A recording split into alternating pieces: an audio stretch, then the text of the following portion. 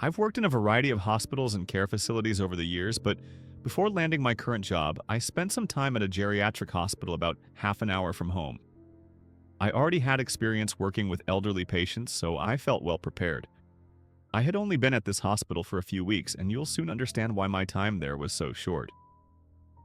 This particular story happened during my second to last shift, though I had no idea that night would be so unforgettable. I was working the overnight shift, completely exhausted from a long string of back-to-back days and barely any sleep. That night, I was assigned to the Alzheimer's unit. The residents there took a real liking to me. As a young woman in my 20s, I imagine I was a bit of a spark in an otherwise slow, repetitive world.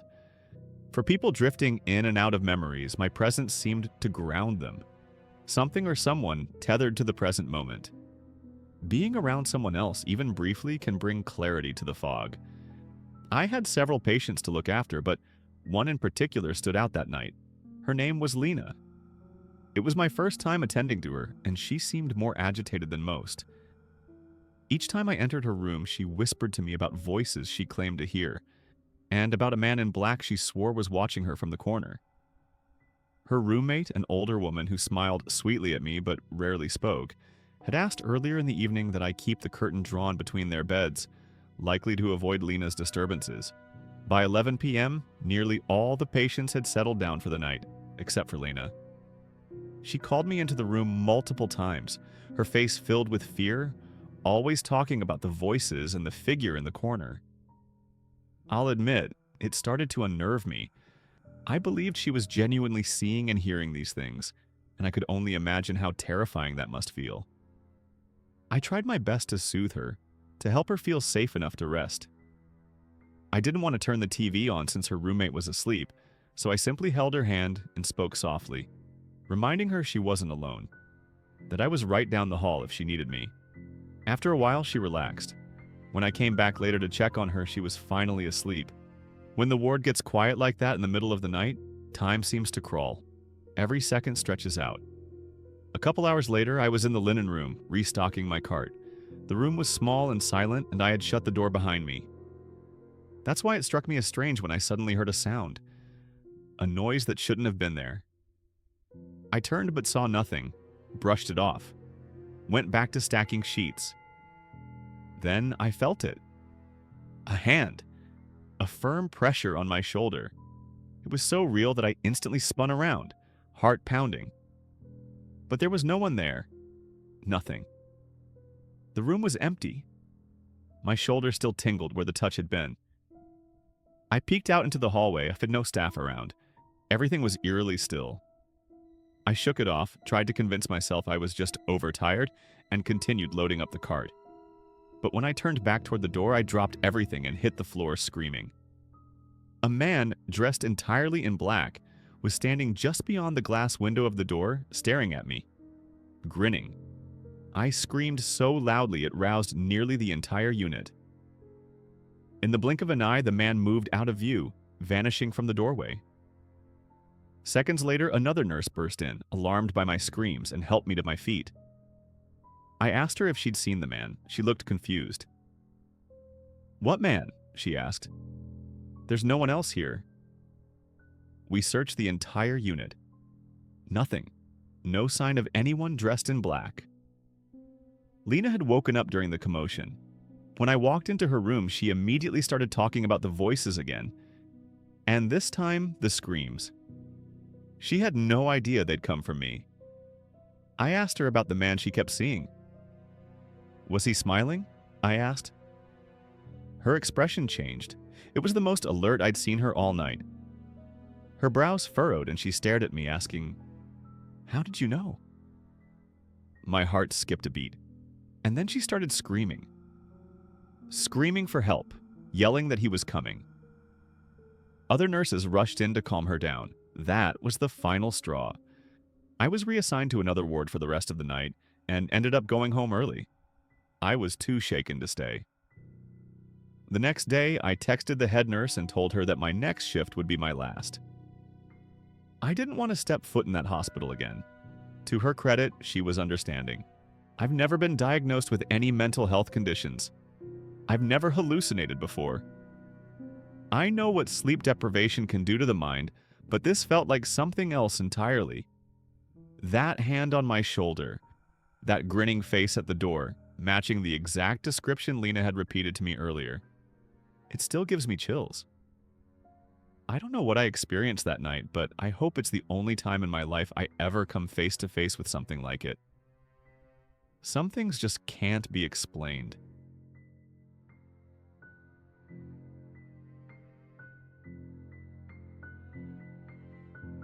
I once matched with this girl on Tinder named Francesca. We're still friends to this day. She caught my attention right away. She had this edgy look with a full sleeve of tattoos on her left arm, streaks of red in her hair, and a profile that made it clear she was all about fitness. One of her pictures stood out. It was taken on the rooftop of a building with an insane view. I asked her where it was, and she told me it was an old, abandoned hospital on the outskirts of town. She said it was super easy to sneak into at night and made for a great spot to explore. Apparently, the place had only one patrol cop watching the massive parking lot, and avoiding him wasn't a big deal. She actually suggested we go there together for what would technically be our first date, though it felt more like an adventure. I was all in. It sounded way more exciting than the usual grab-a-drink plan. I picked her up from her place, which was only about 10 minutes from mine, and then we drove around 20 minutes out to the hospital. The drive gave us a chance to break the ice and get comfortable talking to each other. When we arrived, she directed me to park at the end of a dead-end street, hidden behind some tall bushes. From there, it was a 5-minute walk to the hospital itself. We climbed over a short barrier that separated the road from the hospital grounds, and jogged across the open lot toward a patch of grass by the entrance she usually used. She led me to a busted-out window in the basement. It gave me the creeps, but I had signed up for this. Thankfully, I'd followed her advice and wore some old jeans I didn't mind getting torn up. We just used our phone flashlights, nothing fancy. Francesca clearly knew the layout like she'd been there 100 times. She led us to a staircase that brought us up to the first floor. I'll admit, being in that dark, empty hospital with just one other person was pretty nerve-wracking, but I didn't realize how intense things were about to get. Once we were upstairs, Francesca kept talking at full volume, which made me a little anxious. Her voice echoed down the hallway, and I kept glancing around, half expecting someone to appear. Then we both heard it, a door slamming somewhere in the distance. She stopped talking mid-sentence, and I whispered, "Is it normal for other people to be here?" She shrugged and said, "Sometimes, but not usually." We quickly shut off our lights and stood still. That's when we heard another noise, this one much closer, like a loud bang. We panicked and took off in the dark, fumbling our way back to the stairs. We turned our flashlights back on and bolted up a couple more levels, finally slowing down once we felt far enough away. Francesca mentioned that cops never actually go inside, so it could have been other people. But we hadn't seen any other lights, and that was weird. No normal person walks around that place in the dark. Then we heard footsteps echoing from the stairwell we just came from. Someone was definitely following us. We ran again. Francesca said she knew a place we could hide. We sprinted through a series of hallways. It felt like a maze, and I was freaking out. I didn't know if we were being chased by police or something worse. Eventually, she led us to a little outdoor section. Not the highest roof, but a rooftop of sorts on that level. We paused there to catch our breath. The whole vibe had shifted from fun and spontaneous to full-on fear. Even Francesca looked uneasy, and she was supposed to be the pro here. After a few minutes, she led us through another broken window into what seemed like the attic or ceiling of a large room. This part was especially sketchy. There were long wooden boards laid out like makeshift bridges with a 10-foot drop underneath. A fall would have definitely resulted in injuries, but I didn't want to be the guy who chickened out. So I followed her across. We stopped on this pillar where one plank ended and another began. We sat down with our legs dangling over the edge, just trying to chill and reset. But then we heard footsteps below us. Someone was down there. We turned our lights back on and aimed them downward.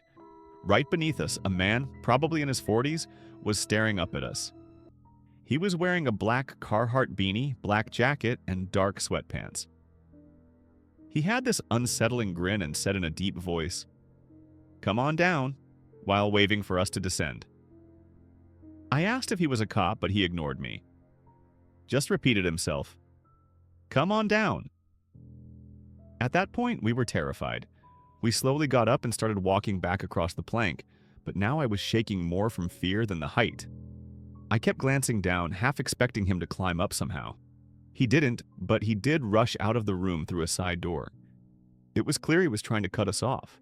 We booked it again, heading for the opposite stairwell. As we ran down, we heard the door above us slam open. He was coming down after us. Heavy footsteps pounded from above, closing the gap. We flew down those stairs like our lives depended on it. Back on the first floor, we sprinted across the building to the basement window we came in through. Francesca went out first, and as I climbed through after her, I was bracing myself for the guy to grab my legs from behind. Thankfully, he never showed. We ran all the way back to my car, jumped in, locked the doors, and sat there catching our breath. It was the most terrifying night I'd ever experienced, but somehow surviving it together created this weird bond between us. We drove off and ended up stopping at a Wendy's to grab some food and decompress. We sat in the car for about an hour, just talking and letting the adrenaline wear off before I took her home. Francesca and I stayed close for a while. We dated for a few months, but eventually just became good friends. One thing we both agreed on: we were never going back to that hospital again.